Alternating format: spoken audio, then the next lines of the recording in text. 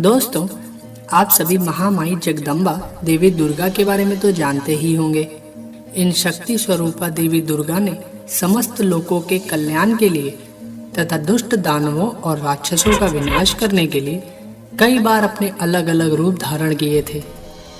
भगवती देवी दुर्गा आज भी समस्त लोकों में अपने भक्तों का कल्याण करती हैं।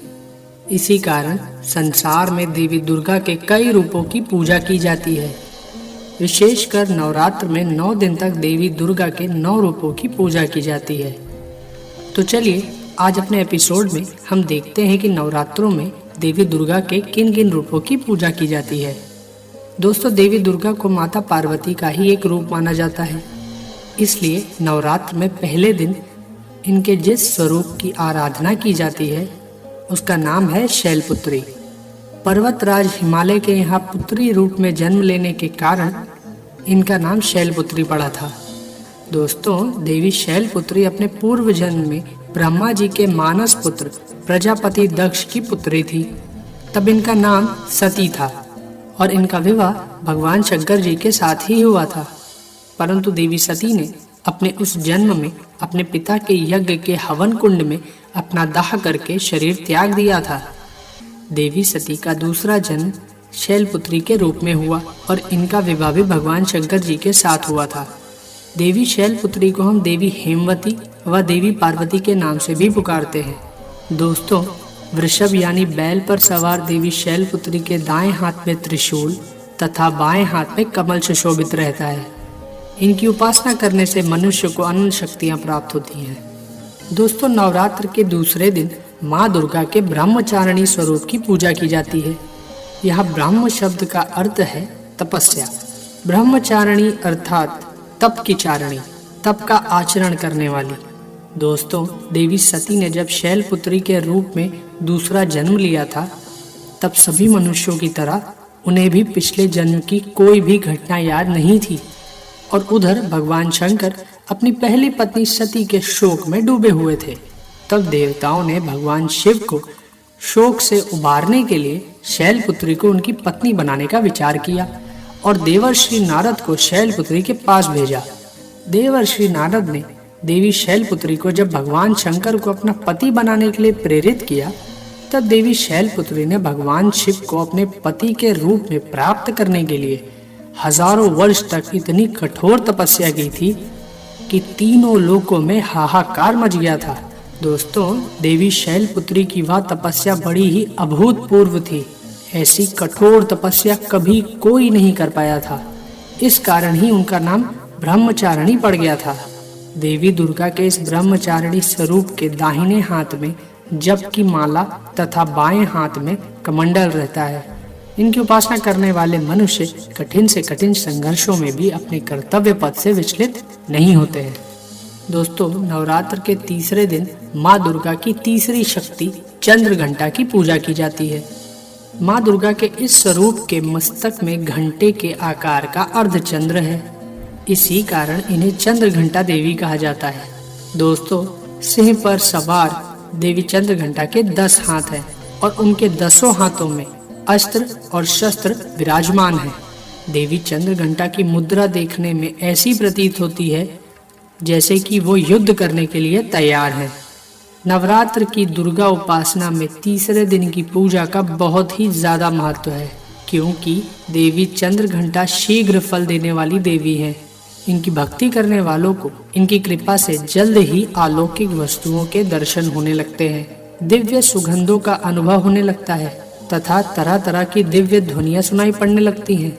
कहते हैं ऐसे क्षणों में भक्तों को बड़ा सावधान रहने की आवश्यकता होती है।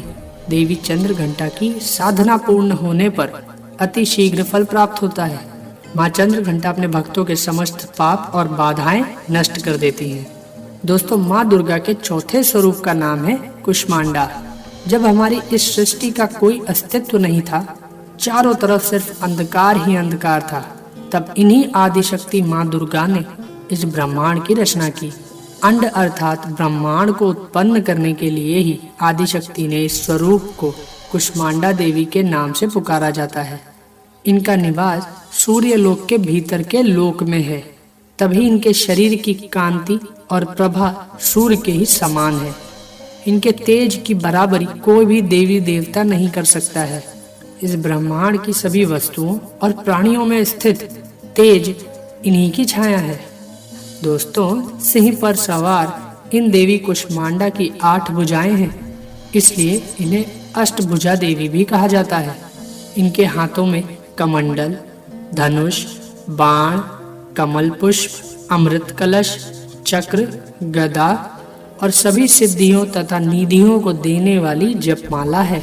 नवरात्र के चौथे दिन माँ दुर्गा के इसी स्वरूप की उपासना की जाती है। संस्कृत में कुष्मांड कुम्हड़े यानी कद्दू को कहा जाता है। देवी कुष्मांडा को कुम्हड़े की बलि सर्वाधिक प्रिय है, इस कारण से भी यह कुष्मांडा कही जाती है। दोस्तों, माँ दुर्गा के इस स्वरूप की उपासना बड़े पवित्र तथा स्थिर मन से कुष्मांडा देवी के स्वरूप को ध्यान में रखकर की जानी चाहिए। इनकी उपासना से भक्तों के समस्त रोग शोक नष्ट हो जाते हैं और आयु, बल और आरोग्य की वृद्धि होती है। दोस्तों, नवरात्र के 5वें दिन माँ दुर्गा के जिस स्वरूप की पूजा की जाती है उस स्वरूप का नाम है स्कंद माता। दोस्तों, भगवान स्कंद कुमार, जिन्हें भगवान कार्तिकेय भी कहा जाता है, उनकी माता होने के कारण माँ दुर्गा के इस 5वें स्वरूप को स्कंद माता के नाम से जाना जाता है। इनके विग्रह में भगवान स्कंद जी बाल स्वरूप में इनकी गोद में बैठे होते हैं। स्कंद माता स्वरूपनी देवी की 4 भुजाएं हैं। दाहिनी तरफ की ऊपर वाली भुजा से इन्होंने भगवान स्कंद को गोद में लिया हुआ है और नीचे वाली भुजा में कमल पुष्प लिए हुए हैं। इसी तरह बाईं तरफ की ऊपर वाली भुजा वर मुद्रा में है तथा नीचे वाली भुजा में कमल पुष्प लिए हुए हैं। दोस्तों, स्कंद माता कमल के पुष्प पर विराजमान रहती हैं, इस कारण इन्हें पद्मासना देवी भी कहा जाता है। साथ ही इन देवी स्कंद माता का वाहन सिंह भी है। स्कंद माता की उपासना करने से बाल रूप स्कंद भगवान की पूजा स्वयं हो जाती है। यह विशेषता केवल इन्हीं देवी को प्राप्त है। दोस्तों, माँ दुर्गा के 6ठे स्वरूप का नाम है देवी कात्यायनी। पूर्व काल में कत नाम के एक महर्षि हुए थे, जिनके पुत्र हुए थे ऋषि कात्य। इन्हीं ऋषि कात्य के गोत्र में ऋषि कात्यायन उत्पन्न हुए थे। ऋषि कात्यायन ने बहुत वर्षों तक माँ भगवती की तपस्या की थी। उनकी इच्छा थी कि माँ भगवती उनके घर पुत्री के रूप में जन्म ले। दोस्तों, कहा जाता है कि जब दैत्य महिषासुर का वध करने के लिए भगवान ब्रह्मा, विष्णु और महेश तीनों ने अपने तेज के अंश से माँ दुर्गा को उत्पन्न किया था, तब महर्षि कात्यायन ने ही सर्वप्रथम उन देवी दुर्गा की पूजा की थी।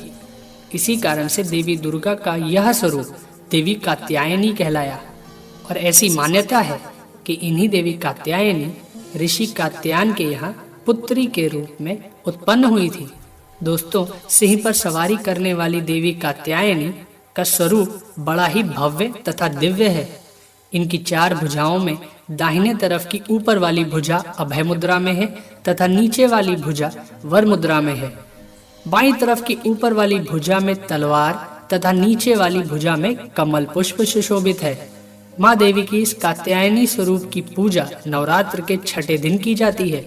माँ कात्यायनी अपने भक्तों को चारों फल अर्थ, धर्म, काम और मोक्ष प्रदान करती हैं। दोस्तों, नवरात्र के 7वें दिन माँ दुर्गा के कालरात्रि स्वरूप की पूजा की जाती है। देवी कालरात्रि के शरीर का रंग घने अंधकार की तरह काला है। सर के बाल बिखरे हुए हैं और इनके 3 नेत्र हैं।